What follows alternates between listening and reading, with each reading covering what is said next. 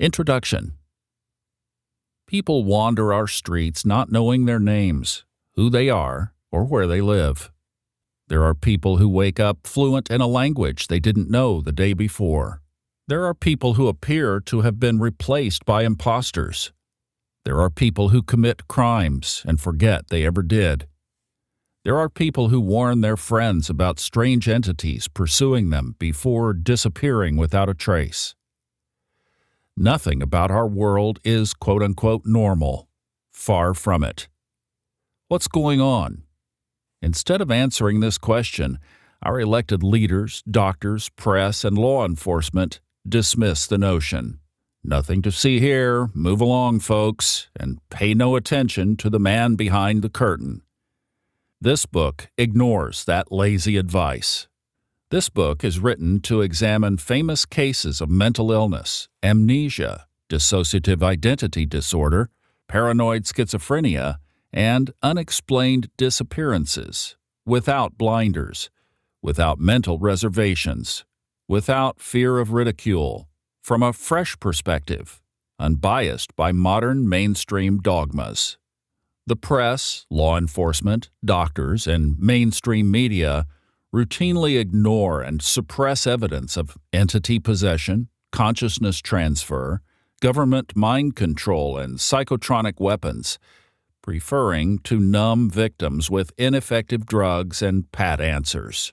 Cases claimed to be quote-unquote baffling and mysterious are really easy to explain and heal with spiritual knowledge that was common just a century ago and has been in use for thousands of years. This book is written for the missing children, missing people, for those wrongly labeled mentally ill, for those being unjustly ridiculed for their research, and for all the people that society has forgotten. I have read your stories and rebuked your mockers and pursuers. May you rest in peace. Frederick Dodson, 2026. Chapter 1. People who forget who they are. For an hour of my life, I didn't know who I was or where I was. They were the scariest hours of my life. It happened in February 2013. I was living in downtown Munich, Germany. But during my loss of memory and identity, I didn't know the name of the city. I vaguely recognized that this was, in fact, a place called City. I stood on a sidewalk in front of a cafe. Somehow I vaguely remembered what a cafe was. There seemed to be a backup memory program that gave me the bare basics, such as city, cafe, sidewalk, but not much beyond that. It was a place called Salvador Platz, and it felt like my life had just begun. Someday I wish to walk there again and revisit what was one of the most amazing moments of my life. At the time, I felt anxious, but in retrospect, it's simply fascinating. Even though my mind was nearly blank, I felt odd. The first idea that shot to mind was that I didn't know what I was doing there, or where I had been before. The memory backup, thank God for backups, did comprehend that I was supposed to know, but if you asked me the year, place, my profession, my name, or anything else specific, I couldn't have told you. I was wearing an expensive leather jacket with sheepskin that kept me warm on that winter day. The jacket felt entirely unfamiliar, alien even. I realized that wearing such a jacket probably meant that I wasn't homeless. My backup storage knew what that meant. As I looked around, I observed a small but steady stream of pedestrians. I didn't look at them directly at the paranoid thought of them noticing that I am identityless. Does anyone notice there is no person standing here? What a unique state it was. I might as well just have landed on Earth. I sat down on a concrete bench with a table on the other side of the street. One nice thing about Europe is that they have clean places to sit everywhere in public. I tried to piece together what had happened, but memories evaded me. My backup self knew memories were supposed to be available. but it felt like grabbing at bubbles that dissolve upon touch. It was like one part of the biocomputer kept sending queries to where all the files are, but came up empty. Soon my eyes watered to tears. The world blurred. If I didn't know who I was, there's nowhere to go. No friends, no family, no home. All of that was understood. Apparently, my mind hadn't been entirely wiped. After a few minutes, I recovered from the sad spell and instead went through the pockets of my jeans and jacket. House keys! This meant I did live somewhere.